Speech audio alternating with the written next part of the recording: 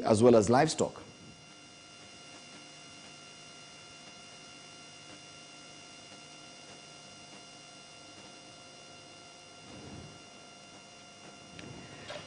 We will get back to Bwana Kipkorir Arap Menjo, the Director, Kenya Farmers Association.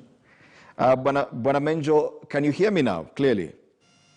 Yeah, I can hear you clearly. Thank you, thank you. Then we can continue the conversation now. I was just listing the few key interventions as mentioned by the President during his Mashujaa Day speech yesterday, and quite a number of interventions going towards agriculture. We're talking about the tea subsector, sugar, coffee, livestock, and this is definitely good news for farmers. You, as a director of the Kenya Farmers Association, what is your comment on this?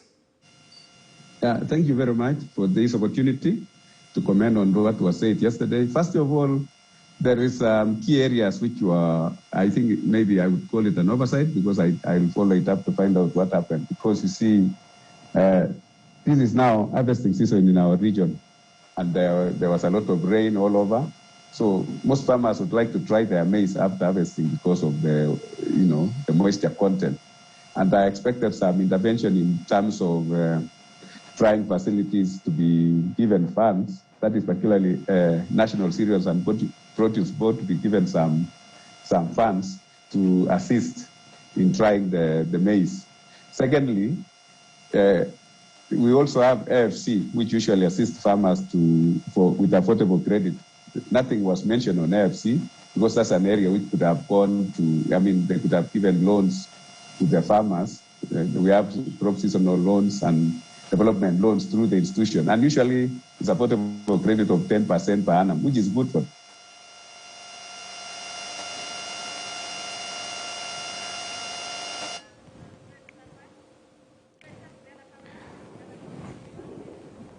We do apologize for that technical hitch. We'll try and get Bwana Kipkorir Arap Menjo again once we reconnect.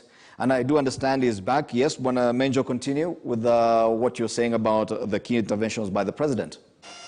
Yeah, thank you very much. The area which I'm very keen to see to it that something is done is marketing of cereals. Because you see now, when we leave it open to the farmers without government intervention, that is setting maybe the price, the minimum returns for the farmers, so that we don't make losses all the time. If we leave it open to the open market, usually there is a way, most of these people in the sector, to suppress the farmers, and they end up not getting the value for their sweat. So that's a critical area. When the government buys some maize for relief, for instance, it will assist in stabilizing the prices so that it will not be depressed, particularly now during harvesting season. In harvesting season, we have some temporary glut, which usually we have not been able to organize the market well. The government has not been able to organize the market well so that we have marketing of these cereals in a orderly manner. And this is an area they have attempted severally. They have come up with the warehouse retreating system, which is not yet fully operational. So in the meantime, something in between should be done. That is to stabilize the prices by setting at least the minimum prices so that the farmers can be able to, get value for their sweat. So these are critical areas. They did something on wheat, and they negotiated 3,700 per bag.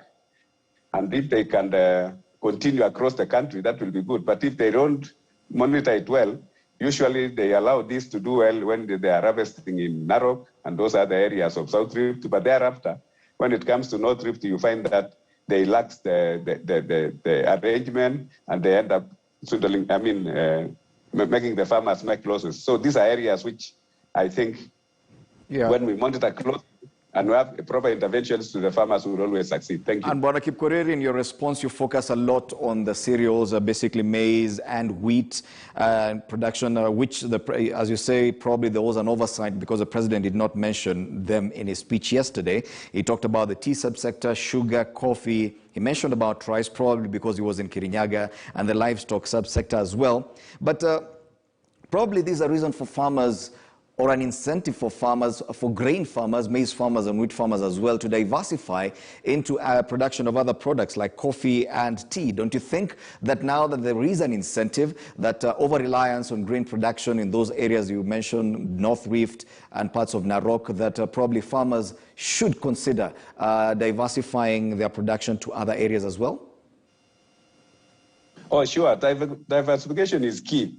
But what is, maize in these areas, they are actually meant for subsistence, and the extra is released to the market. So it is not that if they diversify and maybe to grow less for their consumption, I mean, that means naturally you want the country to be importing all the food, because the moment you don't protect these farmers and they all diversify, if that is the way to go, you will find that the food in the country will not be sufficient. We shall not be food maize, food. We shall end up preaching the curve by importing a lot of maize from outside, which I don't think will be good for this country to not agger well, because we shall spend all our meager foreign resources in importing what we can easily get from the local market. And the problem is only marketing strategy, which seems to be lacking. Okay, and now that we focus more on probably maize production, there have been incentives in the past, fertilizer subsidies, regulation of importation of maize in the past, year on year, and there's always a problem with the production and handling of grains. The National Cereals and Produce Board has its own problems, farmers hoarding their maize, storage losses, and all these things. If at all there was to be a stimulus program aimed towards the sustenance of grain production, which particular areas should this have focused on? Yeah, thank you very much. The government should focus on sustainable support of this the grain sector by giving them incentive, particularly on fertilizer, because right now, as we speak, you find that the fertilizer prices have gone up upwards of 4,000 per bag in the market.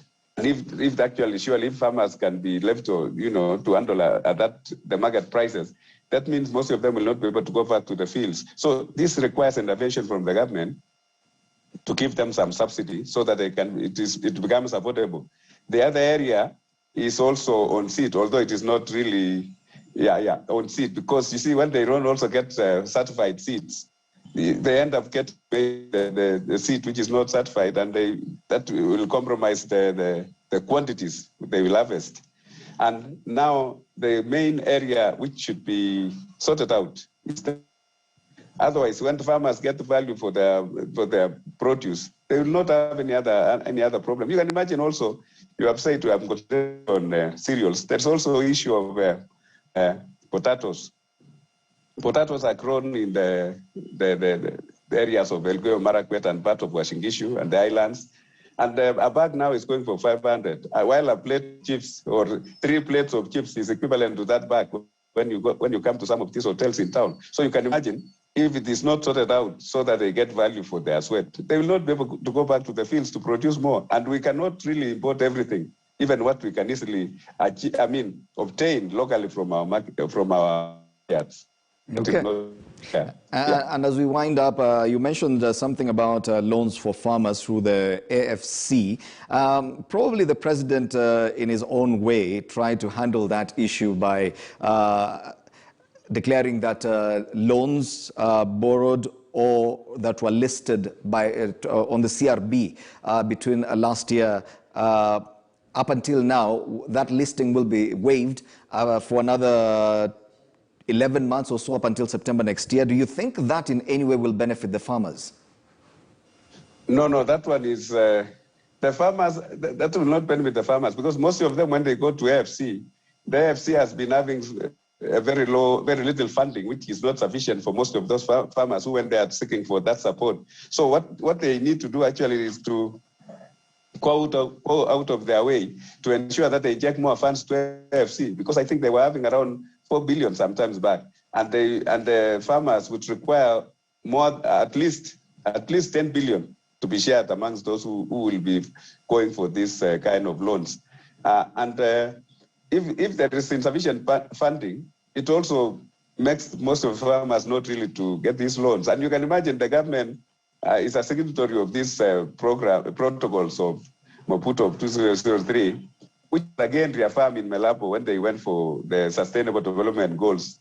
They said if for agriculture to be sustainable, it requires at least 10% of the national budget so that all these other issues, subsidies can be sorted out amicably. And that has never been done. I think we have been doing around 3%, which is very low. So I expect the government at least, to reconsider what came out yesterday and factor in some of these issues I have raised. Thank you.